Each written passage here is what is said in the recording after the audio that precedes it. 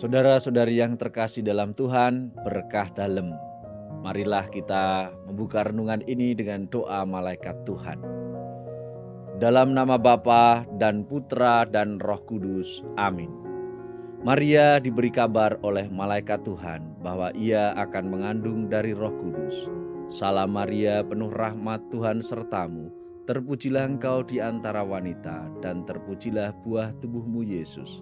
Santa Maria, Bunda Allah, doakanlah kami yang berdosa ini, sekarang dan waktu kami mati. Amin.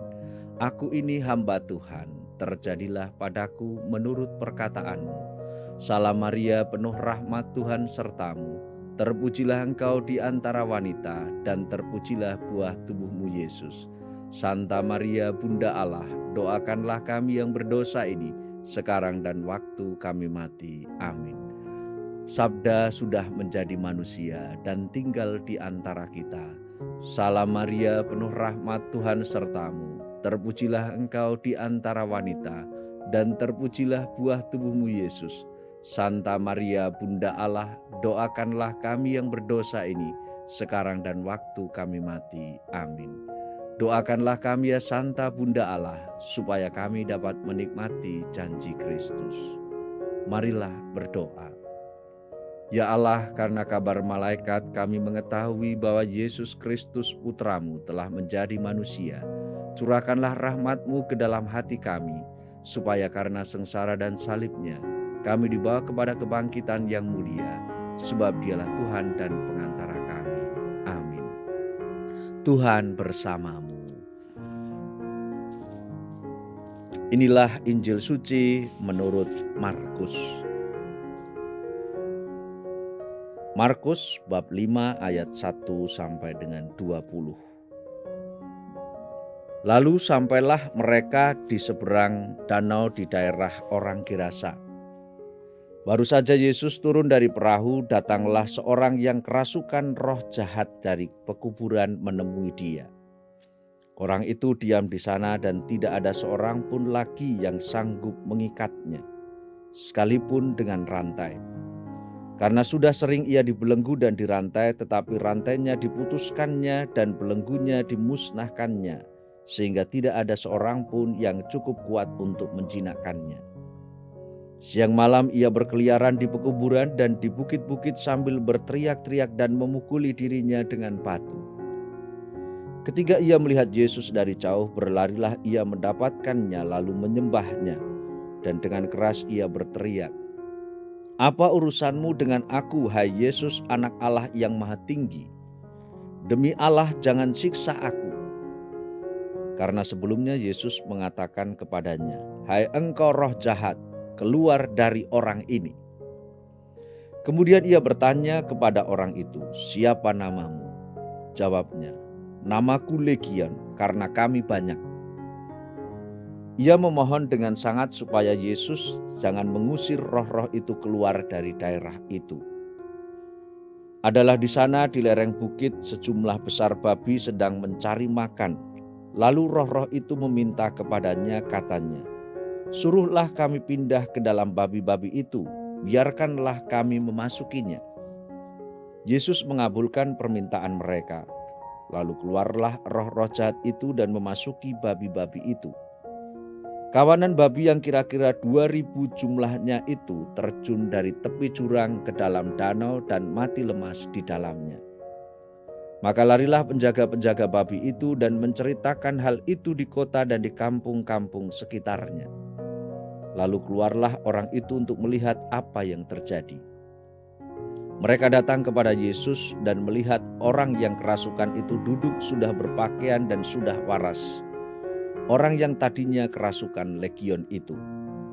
Maka takutlah mereka.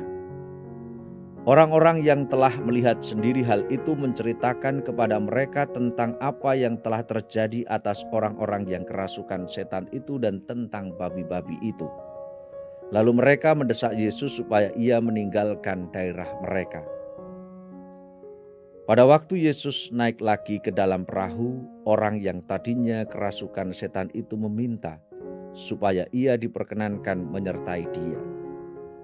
Yesus tidak memperkenankannya, tetapi ia berkata kepada orang itu, Pulanglah ke rumahmu kepada orang sekampungmu dan beritahukanlah kepada mereka segala sesuatu yang telah diperbuat Tuhan atasmu dan bagaimana Ia telah mengasihani engkau. Orang itu pun pergilah dan mulai memberitakan di daerah Dekapolis segala apa yang telah diperbuat Yesus atas dirinya, dan mereka semua menjadi heran. Demikianlah sabda Tuhan. Terpujilah Kristus. Saudara-saudari yang terkasih dalam Tuhan, melalui kisah Injil yang kita renungkan hari ini, kita bisa melihat yang pertama, kebesaran kuasa kasih Tuhan Yesus. Berkat Tuhan Yesus, kuasa kasih-Nya, orang yang kerasukan roh jahat ini diselamatkan. Yang pertama, kita menyadari kuasa kasih Kristus. Yang kedua, kita belajar dari orang yang kerasukan setan yang tadi disembuhkan oleh Yesus. Apa yang terjadi? Sangat menarik di bacaan Injil tadi. Ketika orang yang kerasukan legiun tadi sudah sembuh lalu ingin mengikuti Yesus, Yesus mengatakan, "Pulanglah ke rumahmu kepada orang-orang sekampungmu dan beritahukanlah kepada mereka segala sesuatu yang telah diperbuat oleh Tuhan atasmu dan bagaimana Ia mengasihi engkau." Dan orang itu pergi melakukan apa yang dikatakan Yesus, karena disebutkan kemudian orang itu pergilah dan mulai memberitakan di daerah Dekapolis segala apa yang telah diperbuat Yesus atas dirinya, dan mereka semua menjadi heran. Mengapa tadi saya mengatakan belajar dari orang yang kerasukan legiun ini? Karena ia pertama menyadari, oh ya, kesembuhan yang terjadi, keselamatan yang terjadi adalah karena kuasa kasih Kristus. Dan ia mengamini apa yang dikatakan oleh Yesus bahwa Tuhan mengasihani kamu. Dan dia merasakan belas kasih, cinta kasih Kristus itu. Lalu apa yang terjadi setelahnya? Sebagai ungkapan syukur ini, dia melakukan apa yang dikatakan Yesus, yaitu memberitakan, menyampaikan apa yang terjadi, menyampaikan tentang kasih Kristus yang dia alami kepada banyak orang. Supaya pada akhirnya banyak orang di Dekapolis waktu itu menyadari kasih kuasa Kristus. Nah, bagaimana dengan diri kita? Kalau kita ini seringkali mungkin memohon berbagai macam hal, datang kepada Tuhan untuk mengalami berbagai macam hal. Lalu ketika kita sudah dikabulkan doa-doa kita dan sebagainya, apakah kita semakin percaya pada kasih kuasa Kristus? Dan apakah kita juga mengungkapkan rasa syukur itu dengan kemudian membagikan rasa syukur itu kepada banyak orang? Membagikan warta sukacita bahwa kasih Kristus sungguh menjadi keselamatan bagi kita kepada banyak orang. Nah, kiranya itulah yang patut kita renungkan. Sebagai murid Kristus, apakah kita semakin percaya pada kasih kuasa Kristus? Dan yang kedua, apakah kita semakin mewartakan kasih kuasa Kristus itu dalam kehidupan kita? Kita bersyukur atas kasih kuasa Kristus yang terjadi dalam hidup kita. Selamat merenungkan. Tuhan memberkati. Tuhan bersamamu.